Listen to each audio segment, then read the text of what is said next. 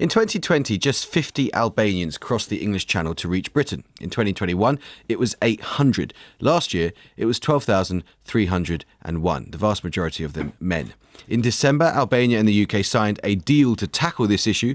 Early indications are that hundreds of Albanians have been returned to that country, and the overall numbers crossing are down, but that's complicated by the fact that numbers generally go down in winter. It's only one of a huge array of challenges for the country's Prime Minister. Born into a family of artists, Edi Rama began his career as a basketball player, spent a decade painting in Paris, was a university lecturer, and then was elected leader of his country largely on the back of his record as the mayor of Tirana, the capital, where he championed the painting of grim communist-era tower blocks in vivid, bright colours. He's making his first official visit to the UK today and joins us now in the Today programme studio. Thank you very much, Edi, for coming to see us. Top of the agenda for your meeting with our Prime Minister will be this issue of channel crossings. What is your assessment of whether the bilateral deal is reducing the number of Albanians who are coming here over the English Channel?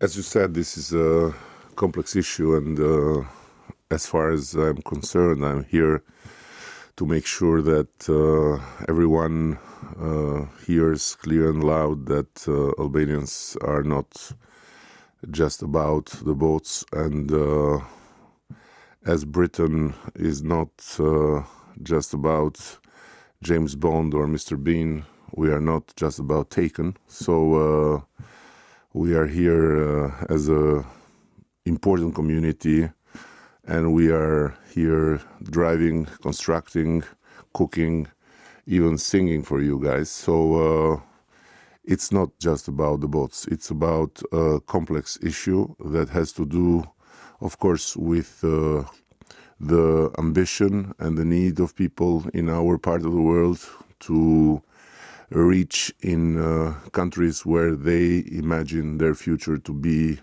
more in their hands and quicker. I'm very keen to talk to you about Albania more broadly, but given that the boats will be top of your, or high on the agenda with the Prime Minister, and given the public concern here, I wonder if I could ask you just a couple more questions about that.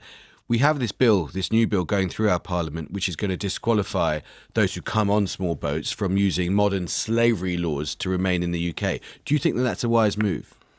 I'm not here to comment a bill that has already inflamed your own public opinion and your own debate, but I'm here simply to try and pass the message that Albania is an incredibly beautiful country. We have a growing tourism and many more and more Brits visiting as more and more Europeans.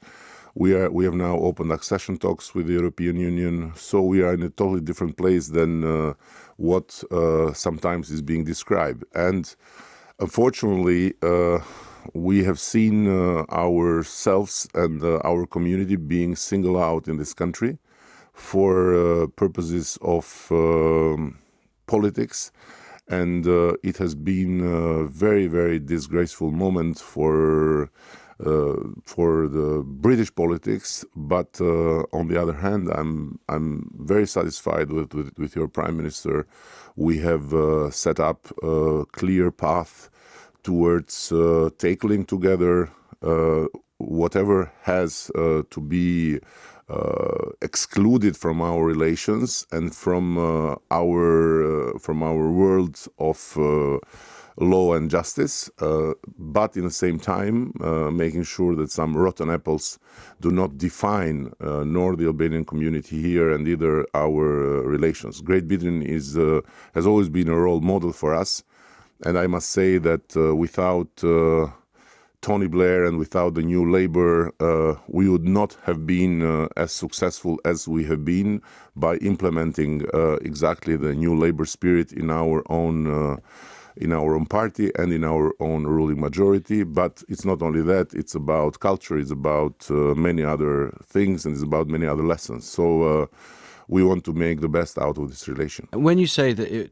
there's been a disgraceful episode in British politics, are you referring there to the language, the rhetoric we use to describe what are, after all, often desperate people in terms of the boat crossings, or do you mean more broadly the stereotyping of Albanians more generally? But these are both, right? I mean exactly what has been spoken out by members of cabinet, starting from the Home Secretary, and then I mean exactly what has been developing as singling out a whole community, which is not something you do in our civilization, and which is something that does not represent Britain at all. So this has been a very low point in our relations. But as I said, there is a will to overcome it, and it's true that by strengthening our cooperation, there are some clear results that, rightly so, the Prime Minister here and the government is pointing out.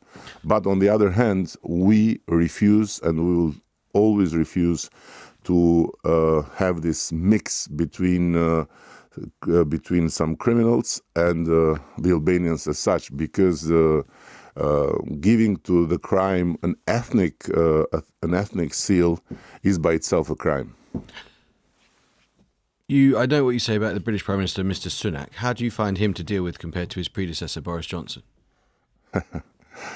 Listen, don't bring me there, because it's not for me to answer this question, frankly. And I must say, with Boris, we have had a friendly, good relation, and I feel very sorry for him. And I wish I would not have seen him as I saw him yesterday.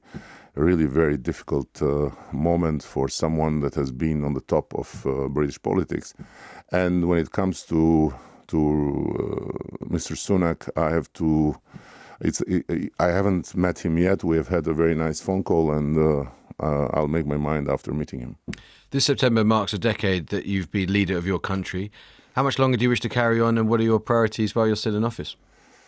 As I told you, I have been very much inspired by the New Labour, and we have seen it work very well. And more the world get complicated, more I think that the New Labour answers are the right ones, and we are experiencing it. On the other hand, it's about the fire inside, and as far as I feel the fire inside, I'm not going to stop. Kryeministri Edi Rama, thank you very much, Steve, for coming in.